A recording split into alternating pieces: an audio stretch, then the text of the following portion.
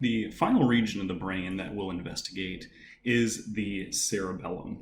This is probably my favorite region of the brain simply because of its name, which means little brain, because it superficially resembles a smaller version of the cerebrum. So in general, the cerebellum processes inputs from the motor cortex of the cerebrum, and it also processes inputs from sensory receptors located throughout the body. And it uses this information to provide very precise timing and patterns of skeletal muscle contraction so that movements are smooth and coordinated with what the rest of the body is doing at that particular time. So let's take a look at the external anatomy of the cerebellum. So externally, we see that the cerebellum has a symmetrical right and left half, and these two halves are joined in the center by a structure called the vermis, which is almost worm-like in its appearance. We also see that its superficial surface is covered with leaf-like gyri that are called fovea. We'll take a look at those in the next image as we get a better look at the internal anatomy of the cerebellum. So from this perspective, we can see that the fovea are more leaf-like in their appearance, which gives them their name. Fovea actually means leaves, and so these are kind of literally just named for what they look like. We also see the internal anatomy here as well.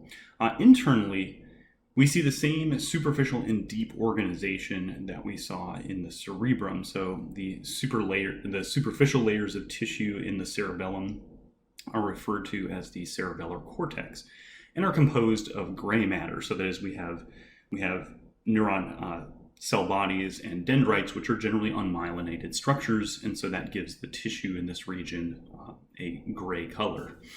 We also see that the deeper white matter, just like the cerebrum, is composed of myelinated axon tracts. That is, these are bundles of axons that are generally very heavily myelinated, and so that gives them a white color in appearance.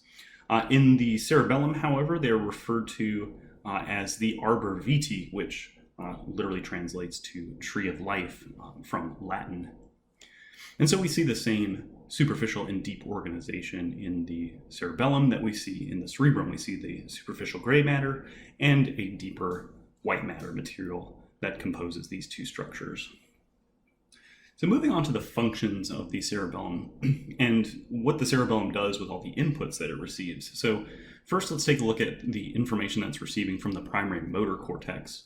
Remember, this region coordinates skeletal muscle movements. So we see that the primary motor cortex of the cerebrum communicates with the pons about voluntary muscle movements that it's going to initiate, and then the pons relays this info. So not only does the primary motor cortex inform the skeletal muscles of these movements, but it also tells the cerebellum about these muscle movements, and it communicates with the cerebellum by way of the pons. So the pons is relaying this information to the cerebellum. At the same time, the cerebellum is receiving information from skeletal muscles, tendons, and joints about current body position and the movement of the body at that particular time. So this information is sent through the spinal cord and through the medulla oblongata in order to reach the cerebellum, and the cerebellum is also using this information. And using all of these inputs, the cerebellum calculates the optimum force, direction of muscle movement, extent of muscle contraction that needs to take place in order to maintain posture and also ensure smooth, coordinated muscle movements. So once the cerebellum has developed a plan for muscle movement, it then relays this plan to the primary motor cortex of the cerebrum by way of the thalamus. Because remember that all information going to the cerebrum has to go through the thalamus first, or has to be relayed through the thalamus first, since the thalamus is what we refer to as the gateway to the cerebrum.